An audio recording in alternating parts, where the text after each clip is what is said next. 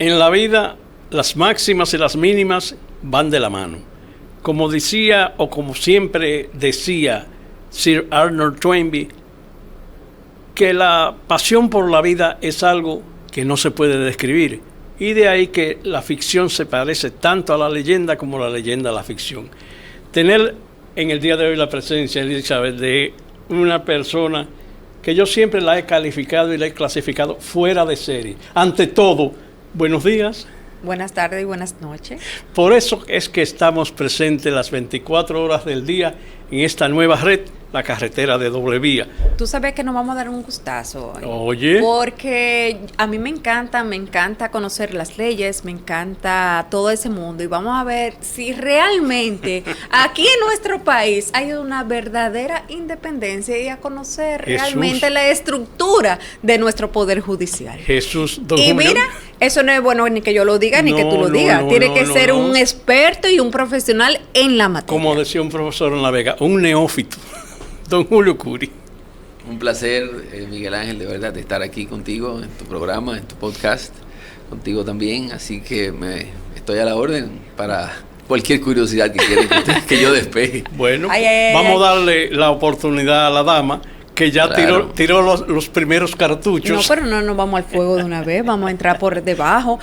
Vamos por Doctor, ahí. usted sabe que vamos a darle ese matiz de iniciar un poquitico más ligero. Yo estuve viendo sus redes sociales y veo ahí que su última publicación fue con el Mayimbe, Fernando Villalona, y usted Cantando. tiene ahí una retaíla de publicaciones con diferentes figuras del arte, del entretenimiento, artista. Cuénteme, esa vena que usted tiene, ¿usted pensaba en algún momento ser artista si no era doctor en Derecho? Bueno, mira, como todo joven de la década del 80, el ídolo de aquellos años fue indudablemente Fernandito Villalona. Claro. Y yo no era una excepción. Yo me sentaba en el Colegio Loyola, de donde me gradué, de bachiller, al lado de un muchacho que se la pasaba tarareando las canciones de él y no era la música que yo escuchaba, porque le llamábamos jevito de la época, escuchaba pop, rock. Sí, sí. Entonces este muchacho siempre tarareaba las canciones de Fernando y yo le pregunté, ¿qué es eso que tú cantas? Y él me dice, mira, si tú quieres saber quién es, los viernes, cuando tú llegas a tu casa, enciende el show del mediodía, la televisión, enciende la parte de televisión y pon el show del mediodía.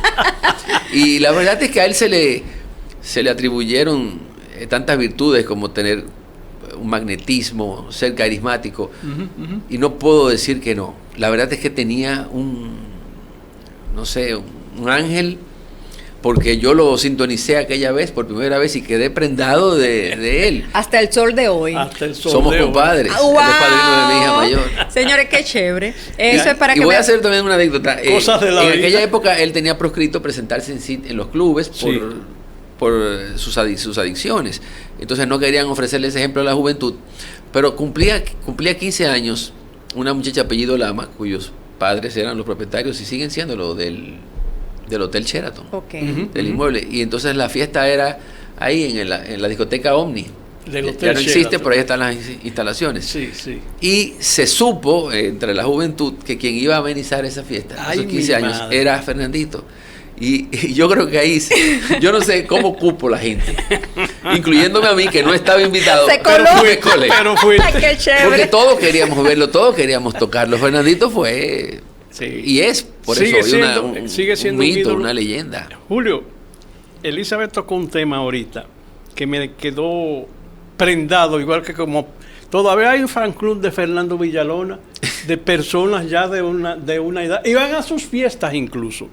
Pues te decía yo que ¿en qué estamos con la justicia dominicana?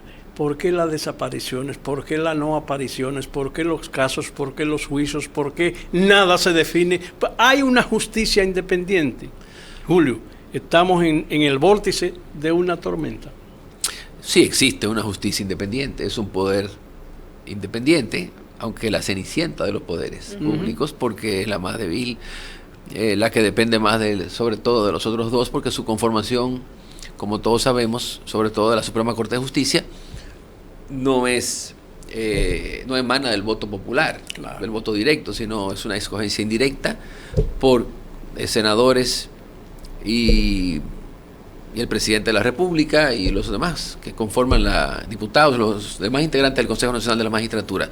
Entonces siempre va a haber una obediencia ¿Sumisa? al poder. Sí, si hay una sumisión, la hay, indudablemente, hasta que nosotros no ampliemos esa nómina que integra el Consejo Nacional de la Magistratura para democratizar su conformación, siempre el resultado será decidido por la voluntad de los que integran ese órgano. Entonces siempre los jueces de corte, que son los que tienen derecho a aspirar a la Suprema Corte de Justicia, y los fiscales y abogados que quieren también alcanzar una posición ahí en la sede casacional, lo propio que en el Tribunal Constitucional, tienden a acercarse a los miembros de ese organismo colegiado para asegurar la posición, porque esas entrevistas no son más que una pantomima. Eso no determina nada. Uno puede tener un magnífico desempeño, pero al final siempre se impondrá la voluntad sobre todo del jefe de Estado, que es el que decide ahí cómo deben integrarse. Todos los demás deben conversar con él para conseguir su venia, para que pasen sus candidatos. O sea que si yo hago un repaso de todos los jueces de las altas cortes, No nos da el tiempo. no puedo saber cómo llegó ahí, cómo alcanzó la posición, pero nunca es el resultado, o muy raras veces lo sería, ¿no?, de una entrevista en la que se aquilaten la capacidad técnica, su integridad personal, su honestidad, su vocación de servicio. Nada de eso sucede. Entonces, ¿qué tenemos como resultado? Una justicia dependiente del poder político. Es muy difícil, por no decir, qué sé yo, que le vuelvan la espalda al interés político predominante. Sus decisiones siempre van hermanadas de lo que se quiere en la administración pública. Claro, hay excepciones, yo no puedo generalizarlo todo, pero eso es así. Ahora, aquí se ha confundido el poder, la justicia, con el Ministerio Público, que es apenas un órgano extrapoder que integra el sistema de justicia penal. Okay. Porque cuando el presidente de la República perseguía el poder, hablaba o prometió independizar la justicia, pero olvidaba que el Ministerio Público no administra justicia, sino que investiga la comisión de ilícitos penales y persigue y presenta acusaciones. Pero no es el que decide, el que determina la culpabilidad o no de las personas que encarta. Voy a ser la voz, doctor, de esas personas que tal vez no tienen voz, porque en término popular se dice que la justicia es para algunos y es para los más pudientes, los que tienen la posibilidad de pagar un buen abogado, los que tienen la posibilidad de manejar mucho dinero. Vemos que hay casos muy fuertes que tal vez la condena a esas personas por ser de una clase pudiente es como quien dice no equitativa al hecho, y vemos que tal vez por un racimo de plátano que se robó o yuca, como ha pasado anteriormente, le dan condena, o sea, lo meten a la cárcel. ¿Qué podemos decir ahí? O sea, eso es parte de la debilidad que tenemos en la estructura del poder judicial, de las leyes de nuestro país, y si la pudiéramos enumerar, ¿cómo usted la enumeraría? Lo que sucede es que, claro, el que tiene recursos se puede proveer de una defensa técnica mucho más competente, mucho más eficaz que la de un dejado de la mano de Dios, que en ocasiones tiene que ser asistido, sí, por abogados que no tienen tal vez la pericia para poder identificar las debilidades de una acusación. Y los jueces no siempre pueden suplir de oficio los medios de defensa del imputado. Hay gente que se pregunta por qué hay casos de esto de corrupción administrativa que generaron hace 5 años tanto interés que no hayan desencadenado en una sentencia ya definitiva, irrevocable, y la respuesta es de todos conocida. Cuando el Ministerio Público produce estos expedientes, yo creo que está más enfocado en disparar la alarma social que en un resultado. Entonces, presenta acusaciones muy voluminosas, cuya instrucción demanda una considerable cantidad de tiempo, amén de que también encarta a 50, 60 personas, todas las cuales tienen derecho al menos a 3 abogados, y cada uno debe agotar un turno. Entonces eso se va haciendo muy complejo, se presentan incidentes por las vulneraciones a las garantías fundamentales en que suele incurrir el Ministerio Público cuando instruye la fase preparatoria, o sea, la fase de la investigación. Entonces, no siempre se conoce la acusación, sino que debe ir también de la mano con los incidentes que se presentan, que no son, como mucha gente cree, con fines retardatarios, sino con fines de procurar o la anulación o la extinción de la acción penal por haberse promovido de forma irregular por parte de un Ministerio Público que, repito, lo que en principio quiso, muy probablemente fue que se le impusieran medidas de coerción consistentes en prisión preventiva a los imputados para hacerle creer a ese gran público que no atina a diferenciar lo que es una prisión preventiva de una condena. Entonces ya se creyó que cuando se mandaron a Najayo por 6, 8, 18 meses, por lo que fuese, ya esa era la condena. Ya esa era la condena. No, por esa es la prisión. Claro, es una la medida preventiva. La preventiva. Exacto. Que ya tampoco se acuerdan así con tanta ligereza como sucedió en el 2020, 2021, 2022, porque el Ministerio Público tenía con base en ese terror que infundió, un régimen de terror, como yo llegué en una ocasión a definir. Tenía jueces preta porte, jueces que servían apenas de sello pretintado de su voluntad. Eran papel carbón de lo que el Ministerio Público solicitaba. ¿Cuánta preventiva hay, doctor?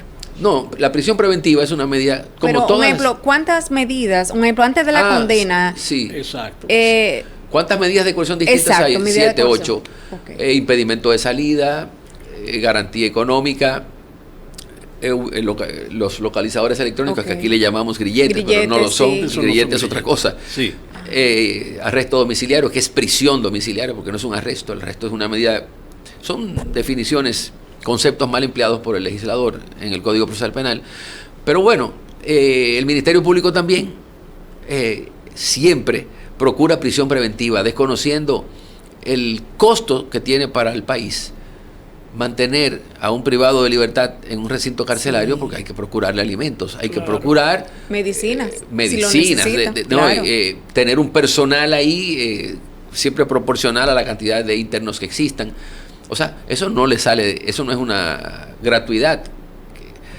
Pero, insisto, hay que volver al 2020 para entender lo que ha sucedido con estos casos y llegar al convencimiento de que más tarde o más temprano el Ministerio Público, quizás no integrado por sus actuales cabezas, sino por otros, tendrá que tener una conversación abierta con la sociedad y explicarle que no a todo imputado se le tiene que solicitar medida de coerción, que no a todo imputado de casos incluso complejos hay que pedirle prisión preventiva.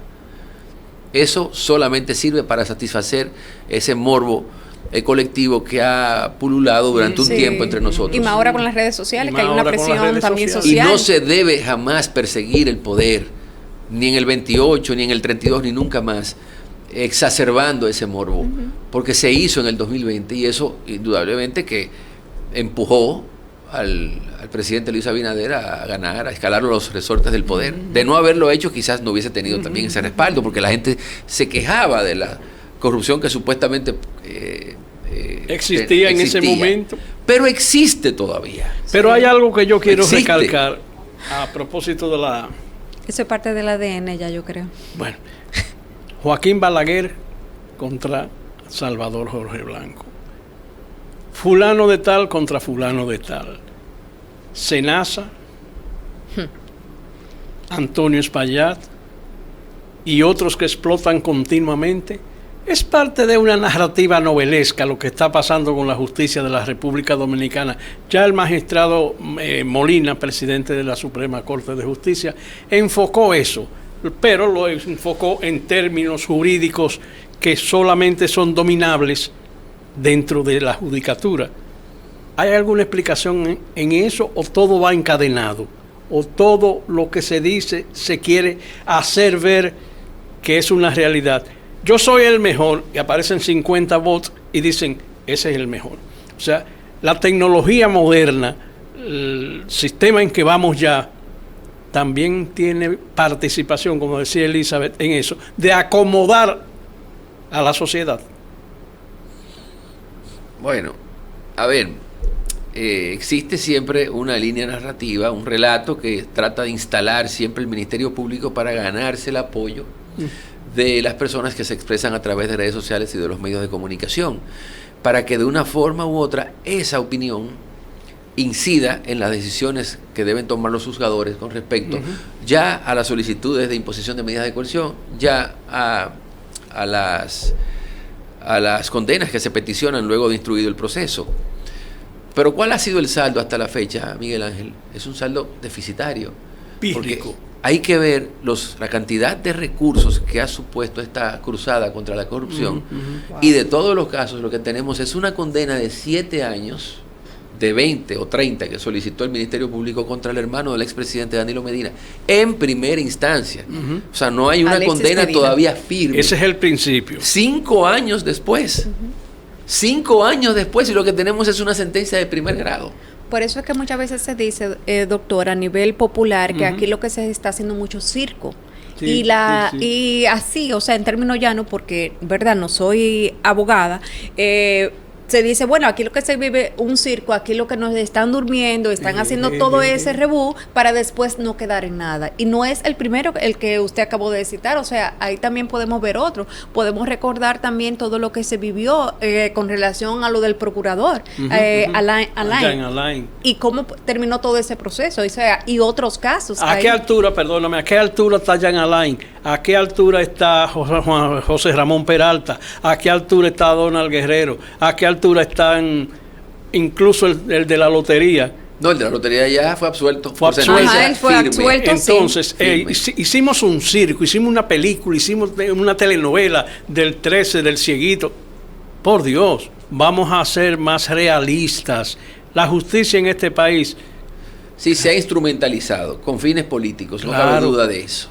No cabe duda de eso. Que, a ver, yo en lugar de haber hecho expedientes de toda una gestión para que fuesen tan voluminosos y complejos, los hubiese reducido a actividades puntuales para que fuesen más fáciles de conocer y de dictarse decisiones definitivas en corto tiempo. Tú me hablas del expediente de Jean Alain Rodríguez, que se tiene ya también poco menos de 5 años, ¿no?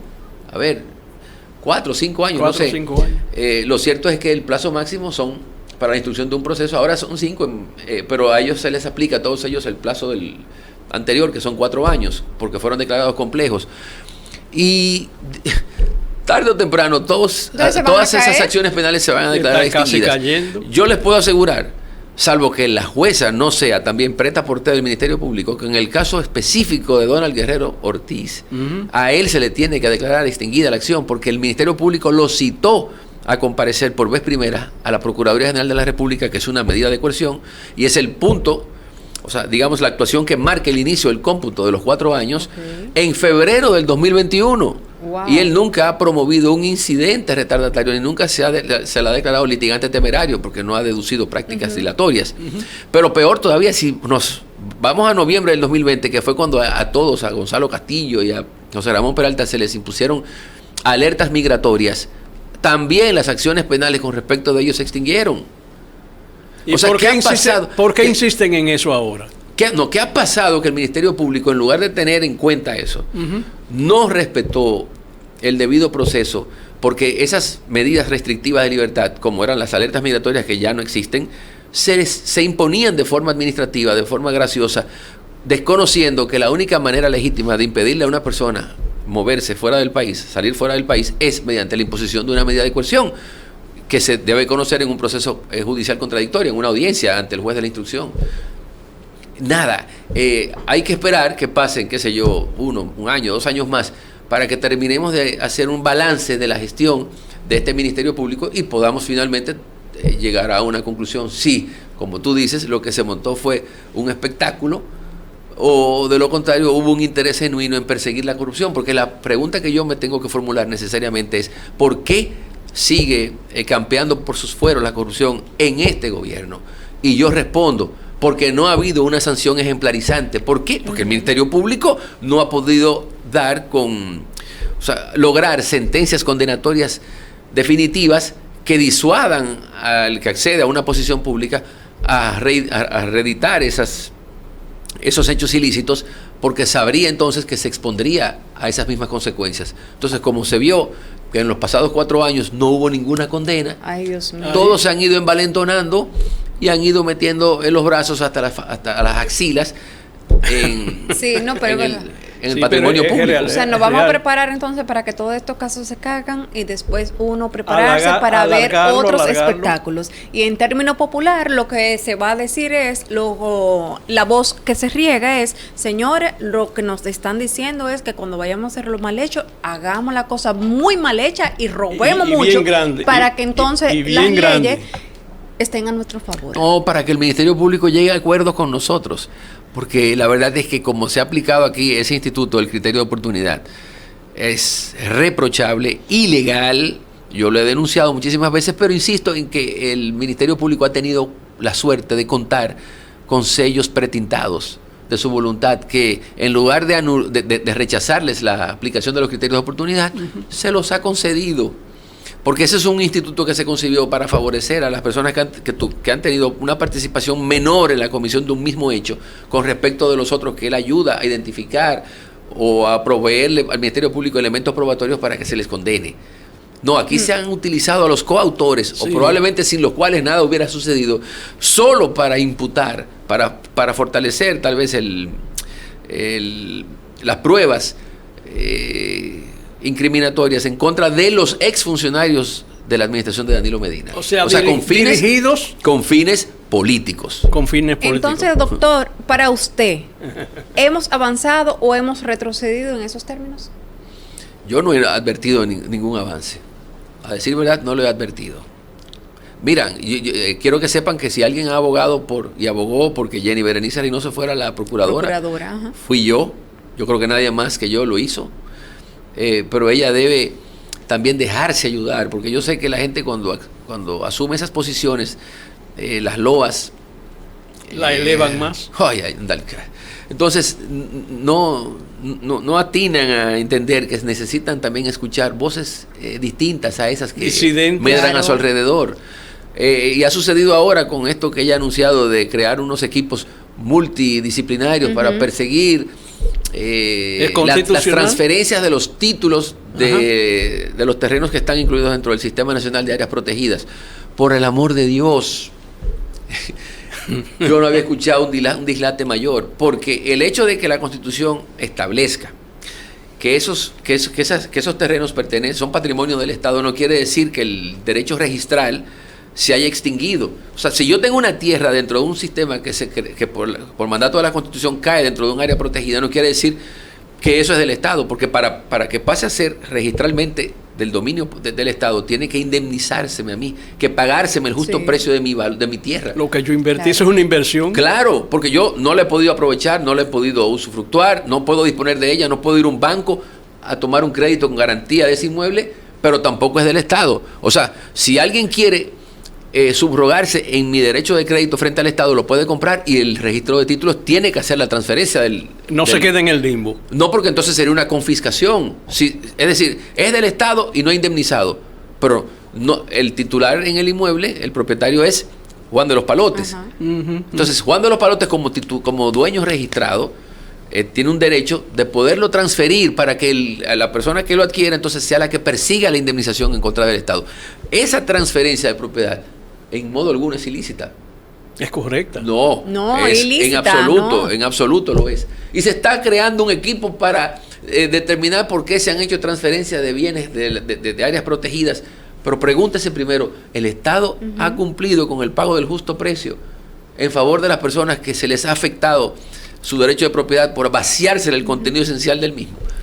Julio, se tiene que dejar ayudar. Yo sí lo se entiendo tiene bien que dejar ayudar. Eso mi era familia tiene un precisamente. tema con unas tierras así. Sí. En Santiago. Julio, ¿cuántos programas vamos a hacer con Julio? Con uno no da tiempo. Quiero una explicación puntual de dos casos que gravitan en el sentir popular.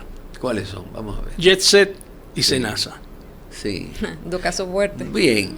Miren, en lo del Jet Set no hay secretos, no hay nada escondido. Ahí a lo sumo ocurrió un ilícito que se conoce como homicidio involuntario. Exacto. ¿Verdad? Porque ninguno de los propietarios deliberadamente pretendió que ese techo colapsara para que ahí falleciera nadie. Entonces eso se llama homicidio culposo o involuntario. O involuntario. Es lo mismo. Lleva pena. Sí, penas de prisión de hasta 2 años. 2 años. Ahora con el nuevo código que va a entrar en vigor, tanto que la gente se quejó de que eso no era posible, que habiendo fallecido tanta gente, solamente los dueños se expusieran a una pena de 2 años. Ahora se subió a 3. Ahora se subió a 3. Porque también ustedes tienen que tener en cuenta el conductor que se puede distraer o porque un peatón o un ciclista imprudente se le atraviesa y lo atropella. Entonces 3 años por culpa también, ¿verdad?, de un hecho en el que él no tuvo una participación directa, digamos. No, que no lo quiso, la participación volitiva, o sea, Claro. 2 cosas con relación a ese caso. Entonces no le va a tocar casi nada, porque si son 2 años, 3 años, vamos a suponer, tienen una medida ya, y esta medida se le suma, ¿no? Ellos tienen medidas consistentes pero no en prisión. Pero tienen domiciliaria. Sí, son medidas restrictivas. Sí. No, domiciliaria no, tampoco. Tienen impedimento de salida y garantía económica. O sea, ese tiempo no se le suma.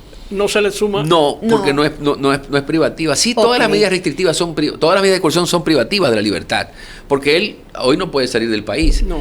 O sea, esa es una discusión todavía pendiente en la doctrina, tú sabes. Y los bienes incautados. O sea, que no esté tan perdida. Sí. No esté tan perdida, doctor. Sí, no anda en eso. El caso Senasa. Dame un momentito, Miguel Ángel, y discúlpeme. Dime. La otra pregunta con relación a ese caso es que homicidio involuntario, pero hay evidencias, hay audios, hay captura, hay entrevistas que lo sabían. O sea, eso no le afecta porque hay evidencia. Ellos no lo sabían.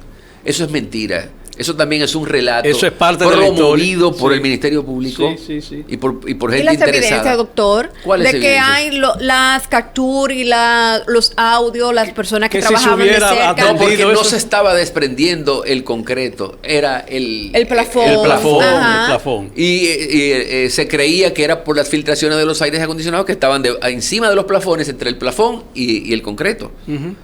O sea, nadie sospechó que era el concreto que estaba En esa situación. claro, crujiendo y desprendiéndose. Mira, ahí hay muchas aristas. Eso es un tema muy complejo, porque además Complejo. habría que probar, ¿verdad?, que esos le llaman popularmente finos, pero que esos Que en tal caso no son finos, en tal fino. Recuerda que yo soy arquitecto. sí, yo no sé, pero Esos son historias como las que tú estabas enumerando. Pero y que antes, la carga, porque esa es una cosa que también hay que probar. hay que probarla. Mediante peritajes, ¿verdad? Que la carga era excesiva con respecto al peso que podía tolerar la losa. Ajá.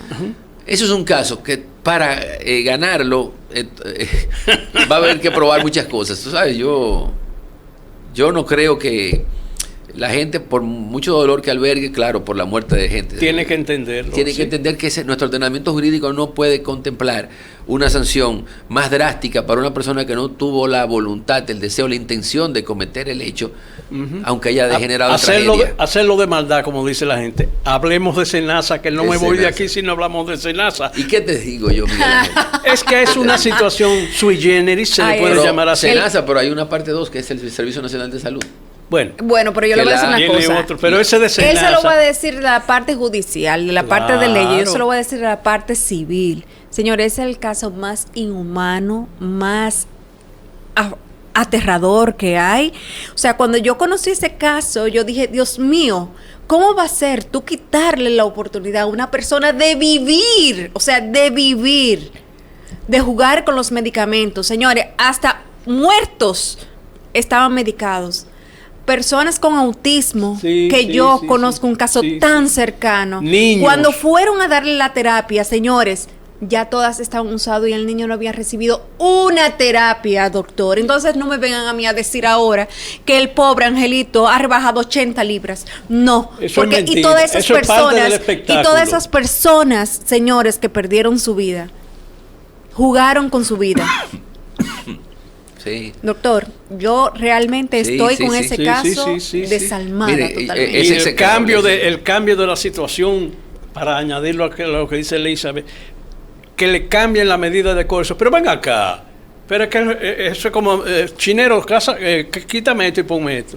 o me estoy equivocado. Sí. A veces la indignación uno la recibe y la difunde como método de tratar de ayudar, como tú decías, tratar de ayudar por lo menos a que la gente entienda que eso no es un juego lo que ha pasado ahí. Además, las declaraciones que ese señor ha dado, que involucra el triunfo del PRM, eso es complicado, eso es muy complicado. Entonces, ¿qué va a hacer la justicia? ¿Cruzarse de brazos y esperar que se vaya un grupo? Sí, pero bueno, ahí necesariamente vamos a tener que volver a un tema que ya pasamos, que es el de la prisión preventiva, porque a nosotros se nos acostumbró en el 2020 a que la prisión preventiva era la norma que se le tenía que imponer a todo aquel acusado de corrupción administrativa, pero siempre estuve y estoy y estaré en desacuerdo porque la prisión preventiva como medida de coerción que es, debe ser proporcional, no a lo que se pretende resguardar. Si en este caso él no representa peligro de fuga ni ni peligro para la investigación, que va a obstruir la investigación, ¿por qué hay que imponerle la prisión preventiva? Bueno, lo que pasa es que si se le pidió al hermano de Danilo Medina, si se le pidió a Gonzalo Castillo, si se le pidió a Donald Guerrero y a los demás, hay que pedírselo a él también. Ahora también. Claro, ahora no se lo vamos a pedir a él. Hay que aplicarlo como hizo Jesucristo cuando Pero el abogado que asiste técnicamente a Santiago Jacín es el de Luis Payá. Era el que representó también al Consejo Unificado de las Sedes en el caso también del hermano de Danilo Medina, sí. Y se oponía a la variación de la medida, o sea, él favorecía la prisión preventiva porque era una manera de hacernos creer que era una sanción anticipada y que la gente ya con eso la gente más o menos calmaba. Sí. No, y que se acababa. Yo estoy en desacuerdo con la prisión preventiva, salvo que no cumpla su propósito procesal, que es como ya yo expliqué. Pero estamos entrampados en una narrativa falsa que en algún momento vamos a tener que desmontar. Doctor, y después, ¿y usted cuántos casos más o menos ha tenido? Más de 1.500, yo estuve verificando por ahí. Sé yo? Muchísimos casos. Yo? ¿Y cuál ha sido ese caso que usted dijo, wow, me siento tan satisfecho, este es mi caso? No te pudiera responder, de verdad. Imagínate, tendría yo que hacer memoria. Y Wow. no son pocos. Bueno, yo dije que hacer un programa con Julio Curi, sin hablar de don Jotin Curi, sin hablar de la historia, sin hablar de la revolución, eso hay que dejarlo para un capítulo aparte. Julio, esta es tu casa. Muchas gracias, Miguel Ángel. Me siento muy complacido con la entrevista. De verdad Aquí que estamos en exclusiva con Miguel Ángel Herrera Podcast, trabajando, haciendo sí. lo Nos conocemos de hace muchos años. ¿En serio? hace Desde algunos cuando yo era años. un muchacho que iba al Listín Diario también a publicar artículos. Pero, espérate, déjame ayudarte un poquito ahí. Usted era muchacho, pero él no. Sí, también. No, porque el otro día estaba Brenda aquí y él dijo que no, cuando estábamos ahí en la misma generación, yo me quedé así y yo, Brenda, ¿y qué es eso? ¿Cómo se llamaba la revista aquella? Escala. Escala. Todavía claro. me llegan invitaciones al listín diario de la revista Escala. Una vez me dijo Mario Emilio Pérez, Miguel Ángel, cuando tú viniste de La Vega con la cabeza menos depilada y que ingerías alcohol en dos formas, con agua y como agua, que no eras adicto a esos papelitos multicolores rectangulares de baja denominación económica, vivíamos muy bien. Qué bien, qué bien. Así es. Miguel Ángel, ¿corte? Seguimos en el aire. Ah, sí. Seguimos en el aire, esa es la historia. Bueno, entonces, ¿terminó la entrevista? Sí. No, la entrevista. Terminó. No terminó.